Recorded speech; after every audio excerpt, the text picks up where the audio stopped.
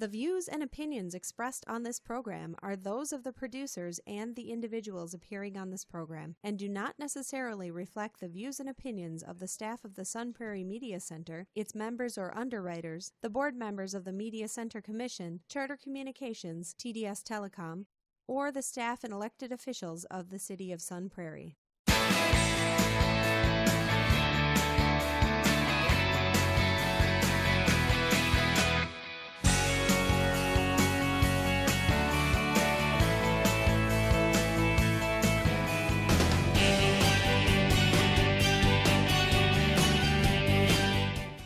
Hello and welcome to Real Reviews. My name is Jamison Rabbitt, and the man joining me, he's the reason that ska is dead. His name is Mike Roth. No one's supposed to know. Yeah? Yeah, but I put cyanide in ska, all of ska. Man, just took out the horns, everybody, they're all gone. Well, they just, you just take out the main guys. Yeah. Fishbone. Fishbone? I started there. Yeah, went after Mustard Plug, next thing you know, ska's dead. Yeah. Oh man, R.I.P. So this week we have a few movies to talk about on the marquee. And the first one I'm going to get us started with is called Gringo, is from director Nash Edgerton, brother of Joel Edgerton. Really? Yes, of Talented course. family. Right. And it stars David Oyelowo as a man named Harold. And Harold, when we meet him in this movie, is he's a man who's at a crossroads in his life. He's working for this pharmaceutical company, which is run by his buddy, Richard, played by Joel Edgerton. Richard is a really douchey alpha male guy who will use anyone to get whatever he wants, including his good friends. Mm-hmm. You also have the other head boss of this company is a lady named Elaine, played by Charlize Theron, and she's the real hard ass of the group. Like she is pretty brutal. The business is running these shady deals in Mexico with cartels about this cannabis drug that they have. And they want to be the front line of this cannabis pill and running shady deals that Harold doesn't know about. He's kind of the guy down in Mexico. He doesn't know that they're kind of backdooring him. And Harold himself, he's a likable guy, almost to a fault, which means he's going to get used. He's just, and so everything just kind of leads to Mexico. Everyone goes down. The three of them go to Mexico to try and figure out this deal that's going on down there. You also have this young couple that serves as a side plot. Miles and Sonny, played by Harry Treadway and Amanda Seyfried, who he's going down to smuggle some drugs out of Mexico, and she's his girlfriend who's real ditzy. And that side story feels like it had no purpose in this movie at all. Mm-hmm. We would leave them for 25 minutes at a time and then be like, oh yeah, that's right, that couple. I don't understand what they're doing. Totally unnecessary. But as Harold's down there, he finds out that his wife is cheating on him. She's leaving him. That most likely his job is being taken away. That it's a time where everything is falling apart, and he decides for the first time in his life, I'm going to be bold. I'm going to make a bold decision. And he tries to be bold, which leads to a kidnapping and a ransom situation in Mexico with the cartel. He's held for ransom. Sharlto Copley shows up midway through this movie. Didn't know he was in this movie. Yeah. Love it when he shows up in a movie. Uh-huh. He shows up as this crazy ex-special ops guy who's Joel Edgerton's brother. Sounds like something he would do. Yeah. Yeah. And he goes in to try and fix the situation of the kidnapping. He's the only really interesting character in the movie. Okay. And he does what he does. He comes in and injects a bit of craziness into a movie just at the right time. But the issue with this movie is that outside of him, there's no depth to any of these characters. Everyone is very surface level written. And most of them are unlikable. Outside of Harold, most of the characters are unlikable people, pretty bad people. And so a lot of it is just kind of a lot of really shallow plots thrown together. Oh, your wife's cheating on you. Oh, we have this cartel thing. Oh, we have this young couple that's smuggling. and all these little things, and then we throw in Shelter Copley, and then we have Joel Edgerton is cheating with all these different women, but none of them are really fleshed out, and so it just feels like, okay, we'll throw that in, and there's 5 pages of script about that, and then we'll just move on and not address it. None of it really gels together. So I like this cast, but they weren't really given a lot to do.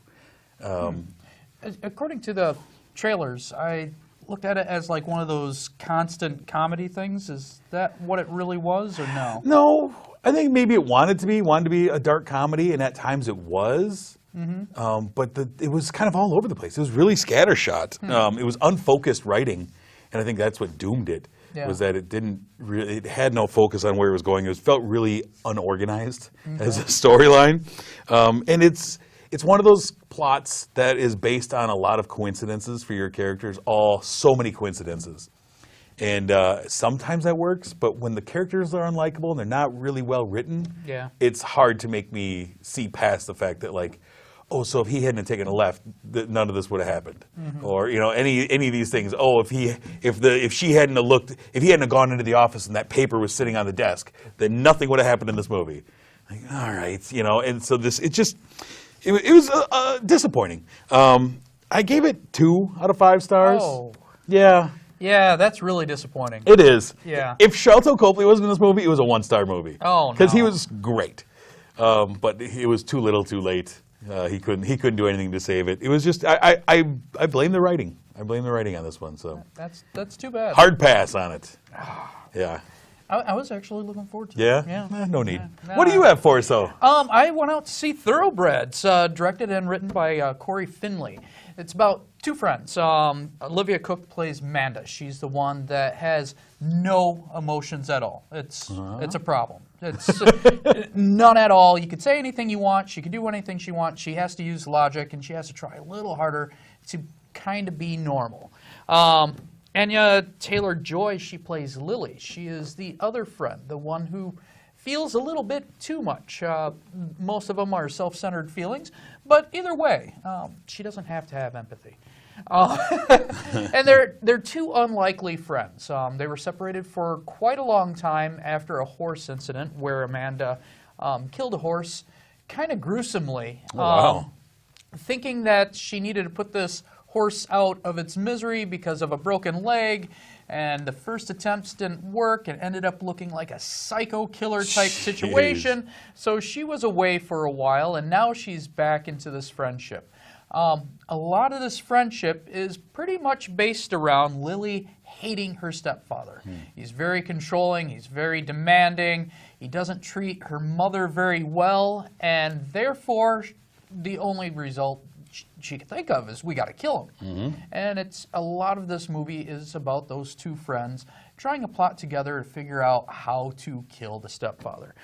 Stepfather Mark, played by Paul Sparks.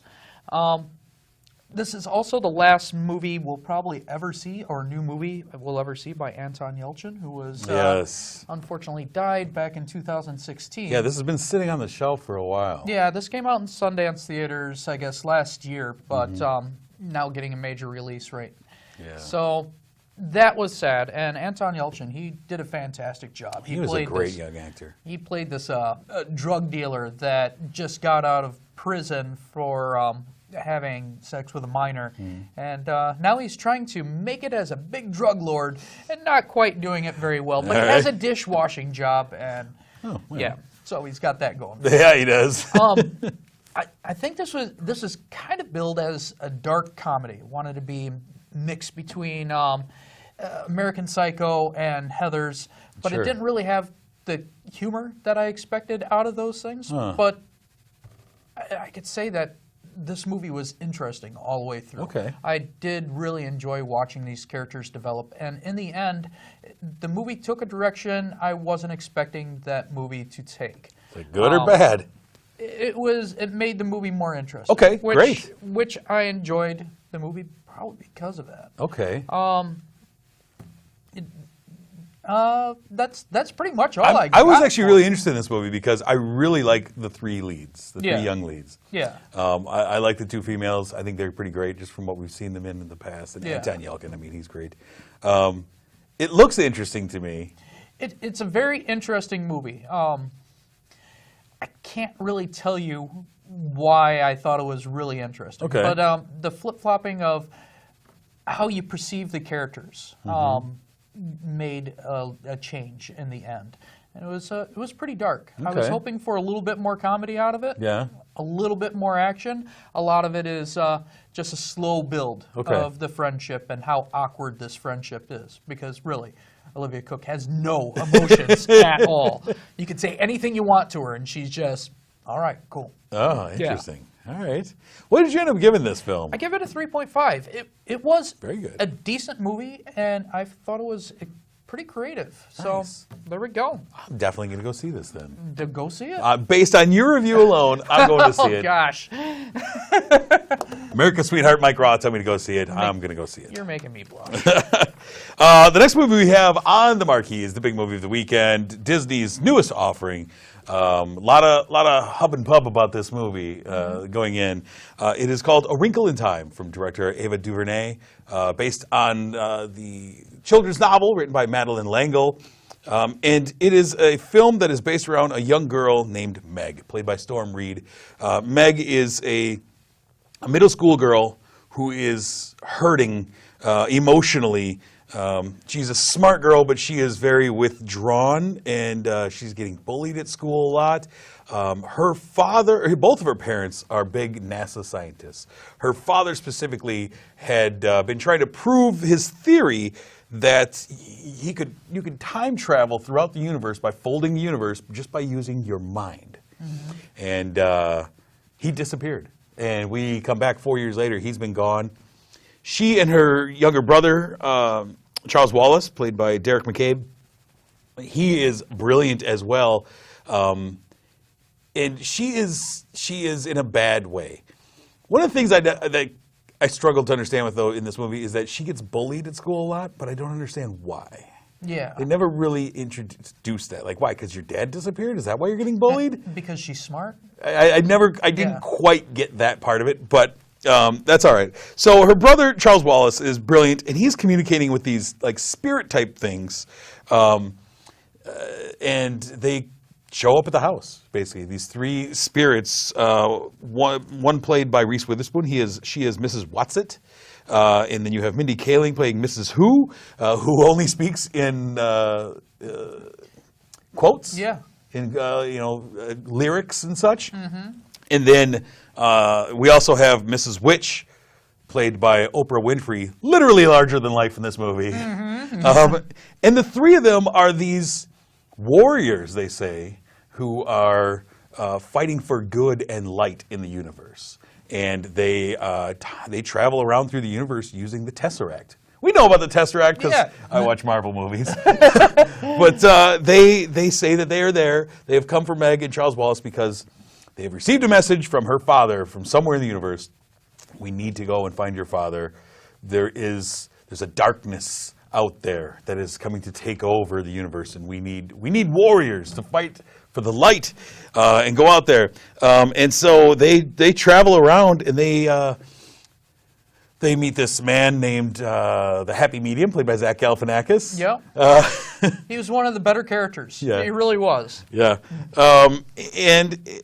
Really the movie is then a movie about this young girl battling things like the one thing that I take away from this movie is that self-doubt can be one of your greatest adversaries. That she deals with self-doubt even though Oprah and everyone else is telling her, like, you have power to do this. She's like, I can't do it. I can't do it. Yeah. Looking for her dad, played by Chris Pine, I'd say. And they end up on this planet, Kamazats, which is a planet of darkness. It is the It. No clowns there, though. None. No clowns as they battle it. And we find out that all the bad things in the world, darkness, jealousy, judgment, pain, all these things come from the It. And that it just wants to continue to spread its tentacles across the universe and wipe out light. Now, this movie has been, it's kind of a big deal outside of just the movie itself because it's the first $100 million budget movie that's been directed by an African-American woman ever. Oh, okay. It's also been kind of lauded for its purposeful choice to go out and really have this really diverse cast. You've got that was the whole thing, and Ava DuVernay, that's kind of her thing. She directed Selma, she did the 13, and so she's fighting for this, and I think it was very important that where we're at today and everything that's going on in society today, I think it's important that that's addressed. She's like, we want to be inclusive and diverse. For me, this movie was kind of like two things, though, where there were some really interesting things, and then they were kind of sabotaged shortly thereafter. Okay. There was great things to look at, and then bad things to look at. Yeah. Because, shockingly, there was some real weird, really bad CGI and green screen issues in this movie, in this massive Disney movie. One of the things I disliked about the visual part, and this movie is supposed to be all about visuals. It's one of those, hey, look at this interesting spot, look at this interesting spot, without too much plot in between, just interesting spot to interesting spot. And a lot of it, to me, felt like it was lifted poorly from other movies. Now, this is based on a book from 1962. Yes. So there's a good chance that all those ideas were actually lifted from the original source, the book, but it doesn't feel like that when I'm watching a new movie. I'm looking at stuff, floating islands, tethered to the ground, I'm thinking, oh, Pandora, or some of the ideas of the darkness being destroyed by light. Well, that's like a majority of a lot of children's movies. Yeah. And it was hard for me to get that sense of wonder when I kept on looking at things that I thought was just rehashed things that I've already seen, just not done as well. Yeah, I was surprised. Like, there was a moment where Reese Witherspoon's character, Mrs. Whatsit, turns into this plant creature that flies, and it looked strikingly bad. Yeah. Like, I was really shocked. Like, wow, that does not look up to snuff. It almost, when I saw that creature, I felt like I seen drawings of that in high school on like sophomore walls. It's a big flying cabbage. Yeah, it wasn't. It wasn't original by any means. I knew I've seen it before. It was rendered poorly. Like, it just didn't look. And costume design was also horrid. Everybody looked like they were wearing purposely ruffled bed sheets. Lots of it, yeah. Just like thrown on and went, hey, that looks good. Why don't we bedazzle your face? I do want to give a shout out to Michael Pena for having the worst facial hair in the universe in this movie. That weird mustache that both went up and down. Yep. I was mesmerized by it and terrified by it. And he was one of the characters I also liked. Zach Galifianakis, Michael Pena. I also liked the whole scene when they're actually in the and they had a really cool set for that. But otherwise, it was very rare. Was I like, oh, that is creative, that is beautiful. Even the Zach Galifianakis set where they're in a cave felt like I've seen something like this before, and I've seen it better. So for me, I think this movie is purposely made for a young audience. Yeah. And I think that there's some of these things that I really enjoyed. I think that the best parts of this movie are when it stops and it relies on its dialogue as opposed to showing me things. Okay. Because I thought that Storm Reed as Meg was really good. Yeah. I thought she was really good. Chris Pine I really liked in this movie. Like, he's becoming more and more interesting to me. Not just being big superhero kind of guy. And I liked those moments. My issue was, in between interesting moments, there was some really weak connective tissue that it felt like it didn't flow properly. Now, I loved this book when I was a kid. I read this book several times as a kid. Oh, wow. And treasure this book. And I thought that it didn't transfer to the screen. The story didn't transfer to the screen properly. They cut out several things out of it. And I think that some of the things they cut out would have helped the flow of the movie. Well, one of the things that you mentioned earlier is there's this big stigma about this whole family being weird and no one liking. And this movie really didn't hit on that. Right, exactly. It was just like, they're weird, accept it. And here we go. The adventure begins. And they kept on doing this with Meg throughout the movie, where she wasn't even accepted amongst her groups. One of the spirits kept on making fun of her. And I couldn't figure out why it had to be like this. I wish they delved into the psyche a little bit more and a little bit less about showing me things that I wasn't impressed with. Yeah, but like I say, it is meant for a young audience. And so Yeah. I think that's why they steered clear of doing that. Because the story is really about the strength of love. Yeah. And how love, no matter what, can't be separated. And that's kind of the thrust of the story. And I thought that was addressed pretty well. One of the moments that was interesting to me was at one time towards the end of the movie, it kind of turned into an aha video, the Take On Me video. Yep. I was like, oh, I've seen this before. But some of the things that I thought were kind of interesting, though, too, was like when we're on Camazotz and we see that this is the place of darkness and this is where the center of the universe for evil, that they showed that even on this place, that evil disguises itself as things that are ideal and perfect, and you see them in this like 1950s ideal neighborhood. Yeah. And they'll, hey, come on in, we've got some food. And that's how evil comes at you. And I like the messages. The messages from Madeleine L'Engle's novel, I think, are in here.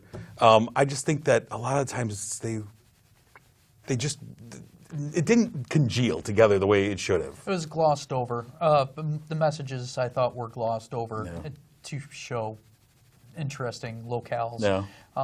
Big running scenes on side of mountains. I was just unimpressed. What did you ultimately give A Wrinkle in Time? I gave it a 2. I wanted to like it a lot more, and yet that didn't happen. No. I don't even think I set myself up to like it a lot, but I was hoping for something a little better. Yeah, I give it a little bit better. I give it a 2.5. I think that there's things in here that I really enjoyed. There's things in here that I think really missed. There's characters that I really like. There's characters that I think were just kind of blah. So ultimately, it sits right in the middle there for me. But I was hoping for more. I did find at the end, I just kept on, all right, we get it. Come on, hurry it up. Yeah, yeah, that is true. All right, sir. We have a movie here based on a child going on an adventure throughout time and space. Also based on a book. There was a trilogy, but the original movie didn't do as well in the theaters, so it ended with a cliffhanger, much like Hellboy. Yeah. So what's our throwback this week? Our throwback is from 2007, The Golden Compass.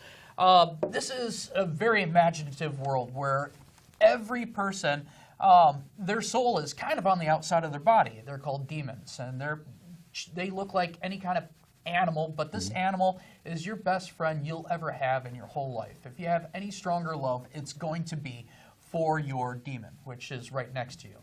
Nicole Kidman, she plays Mrs. Culture, and she is someone who wants to end this stuff, separate the demons and make the world a better place, kind of taking away people's souls and making them conform to a certain idea. And she does it without people willingly doing it. She captures children and puts them through experiments that makes them want to kill themselves. Well, anyhow, we have Lyra, who is the main character. She is on the hunt to try to find her friends and set them free.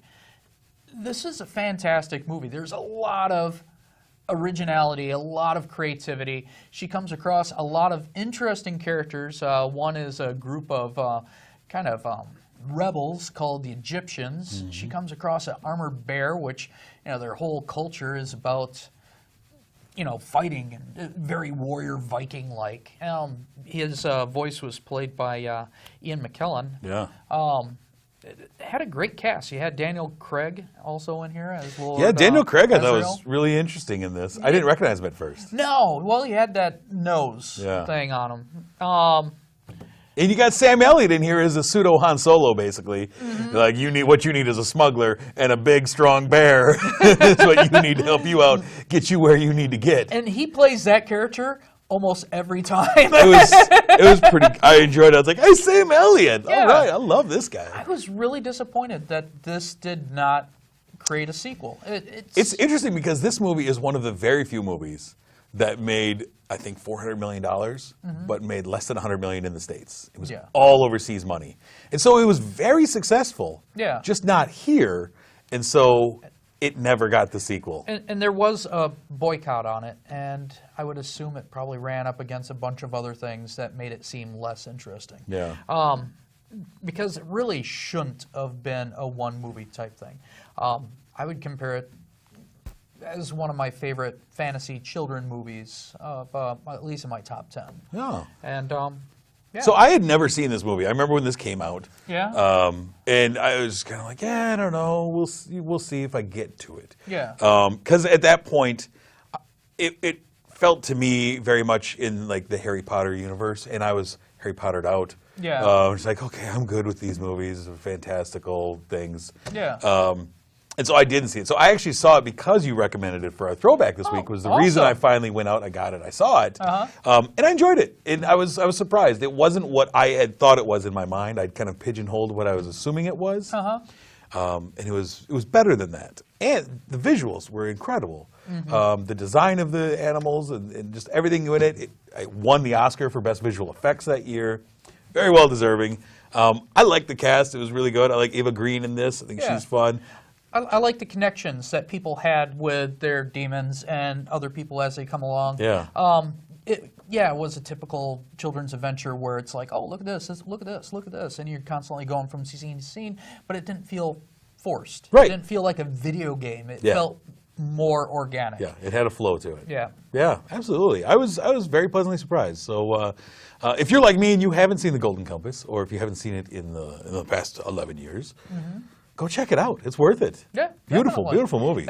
Just turn it off a little early before they start pumping up the sequel, because the sequel will never come. Not going to happen. No. Let's take a quick look ahead, sir. What is going to be coming out the weekend of March 23rd? We have 3 movies that will be on the docket for that week. The first one is Pacific Rim Uprising, the sequel to the Pacific Rim movie, will be coming out. Yeah. I'm kind of curious about it, but this has a high chance of bombing. The first one I liked, but it was like a weak. It wasn't. And we don't bring anyone really back for this one. Basically, the cast, the crew. Charlie Day's not in it. Yeah, he's in it. But, okay, good. So you're bringing back the tertiary characters. Yeah. Nobody who worked on the film. It's not Guillermo. Oh. We'll see. This could bomb. We'll see. Hopefully it won't. We also have another sequel, Sherlock Gnomes, the sequel to Romeo and Juliet, which I just rewatched this weekend with my daughter. I love that movie. Really? I do. Romeo and Juliet, I love it. I didn't see the first one, but my youngest, she wants to go to this one really bad. I'm actually kind of excited for it because I really dig Romeo and Juliet. Are you going to get the collector pin at Marcus Theater? I already have it. I might rock it on the show next week. Nice. You never know. And then the last movie we have is the movie that one of the most anticipated movies for both of us, I think, Isle of Dogs. Wes Anderson's new movie will be coming out in a smaller release, as it were. So we'll see if we actually get it. I'm going to rewatch this to see if I can visibly see my face drop when you say that. Can't wait for Isle of Dogs. I might have to take a little road trip. If we don't get it close. God, I can't wait for this movie. Before we leave you, of course, we want to thank our sponsor, Marcus Theaters, the Palace here in Sun Prairie. Thank you for sponsoring the show. We do appreciate it. We appreciate your sponsorship, and we appreciate some comfy dream loungers. If you want to find more from us, you can find us online anytime. If you're on Facebook, go there, search Real Reviews TV. If you're on Twitter, you can find us there at Real Reviews TV. You can find all of our previous episodes if you go to sunprairiemediacenter.com. Search the on-demand feature. There's 203 episodes up there just waiting for you to watch. I feel like you're going to be counting down all the way until we're at our next 100. Till we get to 500. Yeah, there we go. Till we get to 500. You can also see us on YouTube if that's easiest for you by searching Real Reviews, KSUN, KSUN. Next week, sir, we're going to be talking about, we got I Can Only Imagine, we got Love, Simon, and we have Tomb Raider.